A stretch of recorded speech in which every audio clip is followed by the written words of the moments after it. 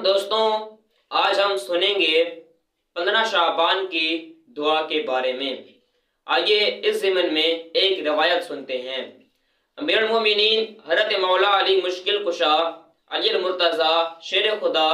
کرم اللہ تعالی وجہہ الکریم شعبان المعظم کی 15ویں رات یعنی شب برات میں اکثر باہر تشریف لاتے۔ ایک بار اسی طرح شب برات میں باہر تشریف لائے اور آسمان کی طرف نگاہ اٹھا کر دیکھا اور فرمایا، ایک مرتبہ اللہ کے نبی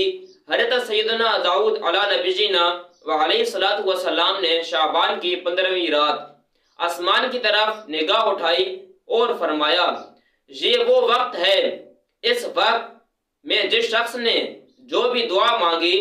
اللہ عز و جل اس کی دعا قبول فرماتا ہے، اور جس نے مغفرت طلب کی اللہ عز و جل نے اس کی